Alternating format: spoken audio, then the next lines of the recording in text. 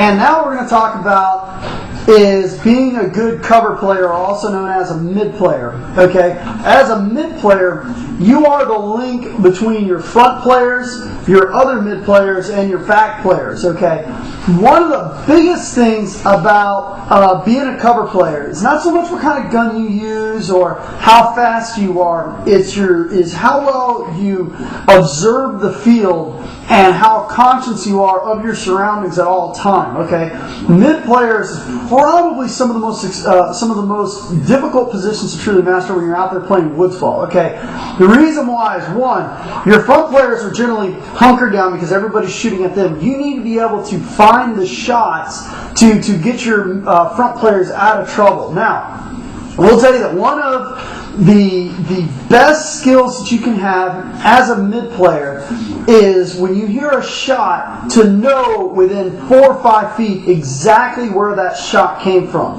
Now it takes a little bit of practice, and we used to do this drill back many years ago to help people kind of develop the that sensory of being able to pick out exactly where the shot came from. Now what we used to do, and it looks insane, but it works. Okay, we'd have a team, and what we would do is we'd take all 5 of the players and we'd put a handkerchief over their face, so like this. So what we would do is they'd put on a mask. Then what we would do is we would take a handkerchief and put it over them, okay, just like this, so they can't see what's going on in front of them. Then what we would do, so we'd have 5 players all lined up like that. Then we would put 3 people out into the woods, and one of those 3 players would just take a shot.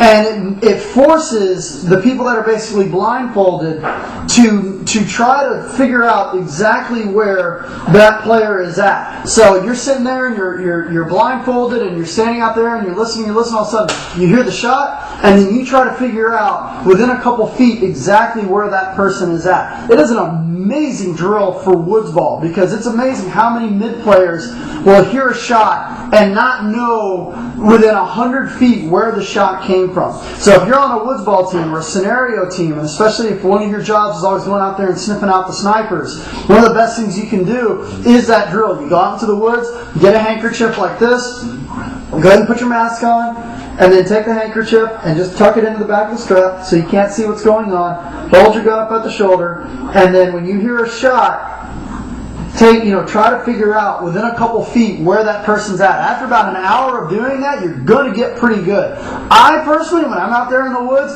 if you take a shot at me, especially one of the guys that are in the ghillie suits, I will know within 3 feet exactly where you're located. I'll know how far out you are, how far to the left, how far to the right, whether you're laying down or standing up. I've gotten that good from over the years of playing in the woods, knowing exactly where, when you take that shot, knowing exactly where you're hiding at. Something else you do as a mid player. Most of the people that are playing are right-handed. Okay, very few people in paintball play left-handed. There is a portion of people that can play both. There is a portion of people that can play left-handed. Most of the people play right-handed. So when you're out there looking throughout the woods, if they're right-handed, they're going to be off to the left of the prop. So if you're scanning trees, you want to look towards your left-hand side of the props so that you can figure out possibly where the person is at. Now, as a mid player, one of the best tools that are out there as a mid player is a tip and flatline. Without a doubt. One of the best mid player guns out there. The reason why is you need that extra range because you're shooting past your front players, and you need that extra range to get it out there to shoot at not only their front players but their mid players. Some of the other things too as mid players, I'm going to draw them up here, but there's a couple plays that you can do as a mid player, that as a cover player. When your front players get into trouble, let's go ahead and we're going to talk about as a mid player strategy is a common kind of a mid player ambush. Okay, let's say for instance you have let's say for instance this is the tape right here. You have a front player right here, and you've got a mid player here and a mid player here. Mid, front. Okay, your front player's in a ton of trouble. He's taking shots from everywhere.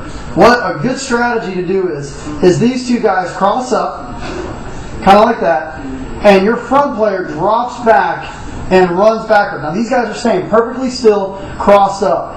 Any of the opponents that were originally out here shooting at your front player are going to give chase. So they're going to go down, They're going to chase after the front player and going to go right into the ambush of the 2 mid players. Okay, so that's a real good ambush to do. Another thing you can do as a mid player, as mid players, is you can set up. Let's say, for instance, at the beginning of the game, let's ignore this and come on over here. And let's say at the beginning of the game, both your mid players sprint.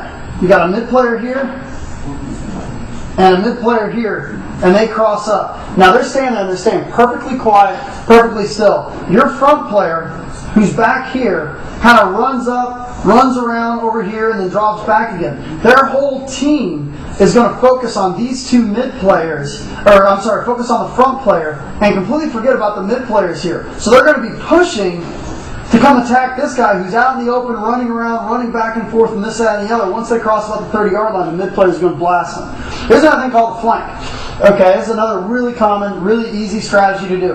Okay, you've got a mid player here and a mid player here, and let's say you've got a front player right here. And you look and you've got an opponent here, an opponent here, and an opponent here, and they're all shooting at your front player. What you can do is tell your front player to dig in, so he stays perfectly still right there. And then what happens is your mid players can now flank around the sides like this and come up on the sides. These guys are all focused on the front player here. Okay, and will usually lose focus on the 2 mid players that are going to swoop around. Now the front player needs to stay as dug in as possible, and as these guys are swooping around, they make sure that your front player doesn't get bunkered. But you can come around the sides of them pretty easily and take all of them out as they're focused on your front player. Mid player play is what I like to call the alley play. This play works amazing. Okay, we do this at Camp Landing all the time. What we'll do here is down here at the bottom, let's say for instance this is an alley, and you'll have a mid player down here and a front player down here. And let's say, for instance, down here at the end, you've got people that are just posted on this alley. This can also work at trails. What you do is your front player almost works as bait. When he bolts across the alley, all of these people are going to be shooting at him running across the alley, which allows the mid player to sneak out and shoot these players out that are shooting at the front player. So as the front player goes streaking by, the mid player pops out, he's perfectly stationed, perfectly ready to shoot, and gets them. Here's something called aggressive retreat. Let's say, for instance, your front player is up here and he's in deep trouble, and you've got your mid players that are right here that are covering him. Okay, he's taking fire from, let's say, 4 different people shooting at him at once, okay? And he's in deep, deep trouble. What you can do is your mid players can come up just a little bit to lay fire at these guys here, just enough to give him enough breathing room to dump back, and these guys will also push back. So that's called an aggressive retreat. So instead of him standing up and trying to run backwards like a maniac with everybody already shooting at him, you push up just enough to give him enough cover fire for him to drop back, and then all 3 of you drop back at the same time.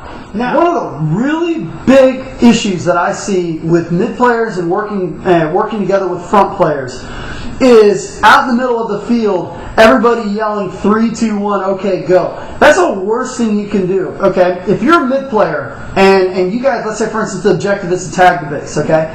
And your front player, you can tell, has motioned you that he's getting ready to go and tag the base. The worst thing you can ever possibly do is scream out, okay everybody, he's going to run up and try to tag the base. Okay, on the count of 3, let's all give him cover fire. 3, 2, 1, and then you all start shooting as he starts running up there. The worst thing you can ever do. Okay, that front player is going to get sawed in half before he makes it to the base. What you got to do, he's the front player, he's basically the quarterback. When he moves is when you guys do the cover fire. Don't ever do the 3, 2, 1, let's shoot cover fire. Like, I've caught people trying to run up on me and do that. I've sawed them in half. I've made them pay dearly for doing that. Don't ever do that. So what you do is when your front player motions, okay, I'm getting ready to go tag the base, you make sure you check your paint, make sure everybody in the line checks their paint, all the mid players check their paint, make sure they're ready to go, and as soon as the front player starts to move is when you give your cover fire. It's on him, not on you. So the move happens when your front player goes, not when the mid players tell him to go. So don't ever do the 3, 2, 1, go. You're going to get that front player sawed in half. So I'm going to try to put up some more strategies. Next up is the back player, the defensive player, sniper player.